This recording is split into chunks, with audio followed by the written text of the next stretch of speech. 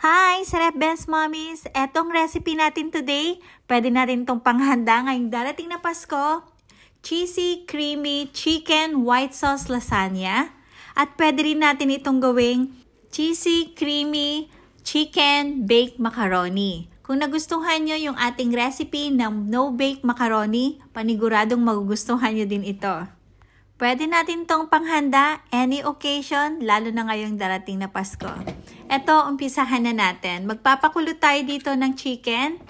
Tsaka tayo maglalagay dito ng laurel. At lalagyan din natin ito ng asin. Maglalagay ako dito ng 1 teaspoon ng salt. Then, pakukuluan lang natin ito. Pakukuluan natin to ng 10 minutes. Habang inaantay natin kumulo yung ating chicken, islicein naman natin itong ating bacon. I-slicein ko lang ito ng pa-cubes.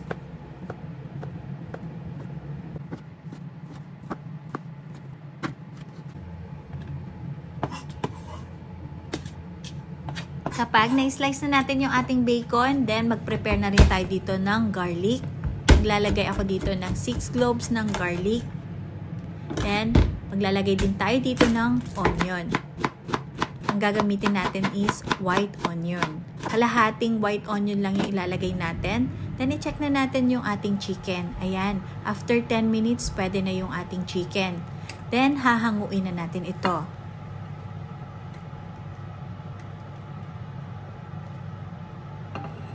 Palalamigin lang natin ito, then tsaka natin to himay-himayin.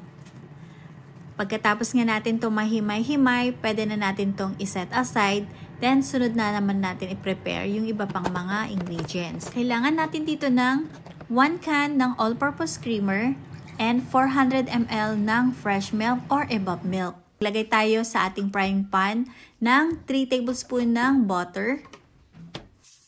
Pag nag-melt na yung ating butter, ilagay na natin yung garlic and onion. Tsaka natin ito isusute hanggang sa lumabas yung aroma nitong ating garlic at onion. Tsaka tayo maglalagay dito ng 1 teaspoon ng oregano and 1 teaspoon ng rosemary.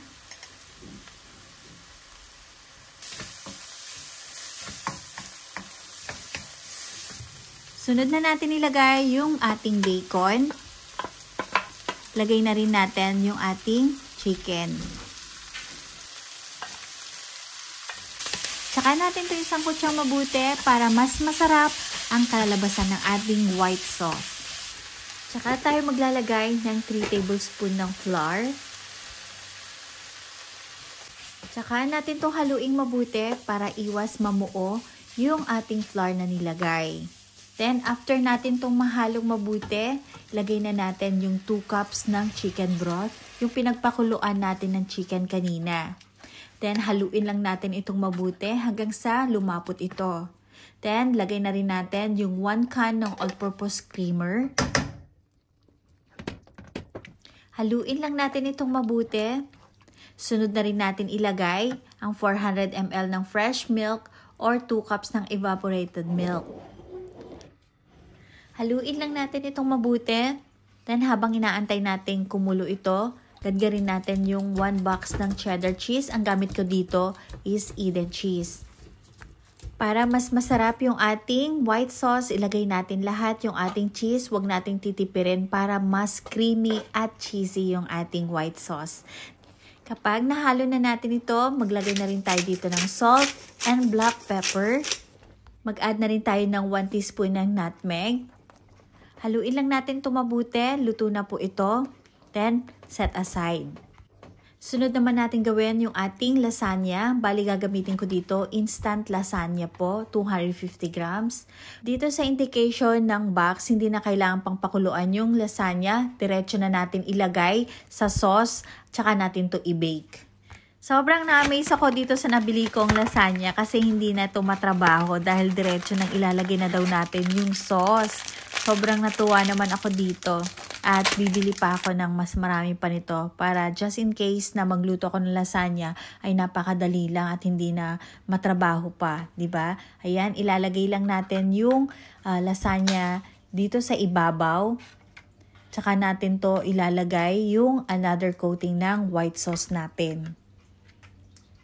Sobrang pinadali at hindi na tayo tatamarin gumawa ng lasagna nito mga mi. Kaya susunod, gagawa naman ako ng meat sauce lasagna. Kaya ayon naman ang aabangan nyo next time.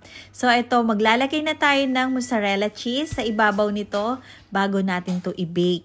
Naka-preheat na rin yung ating oven. Then ilalagay na natin at i-bake natin ng 180 Celsius ng 20 to 25 minutes.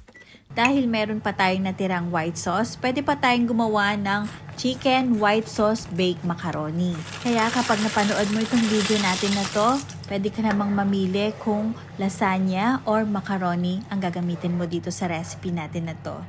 So ayan, ito yung white sauce na natira natin kanina. Ilalagay na natin yung ating macaroni. Haluin lang natin itong mabuti.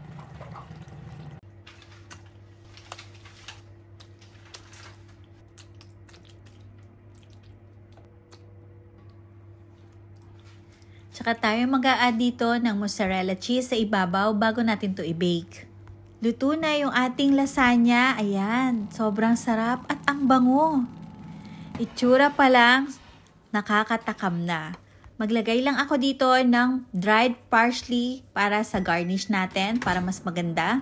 Ito, luto na rin yung ating baked macaroni. Ayan. Sobrang sarap at paniguradong patok itong panghanda ngayong darating ng Pasko at Bagong Taon. Para maiba naman yung recipe natin sa lasagna, try nyo din itong ating recipe ng chicken and cheesy creamy white sauce lasagna and creamy cheesy white sauce baked macaroni. Kapag ginawa nyo itong ating recipe na to sa darating na Pasko at Bagong Taon, paniguradong mapapawaw sa sarap ang bisita nyo at ng family nyo. Sana po nagustuhan nyo itong ating bagong recipe na shinare for today. Thank you for watching. See you in my next video. Bye!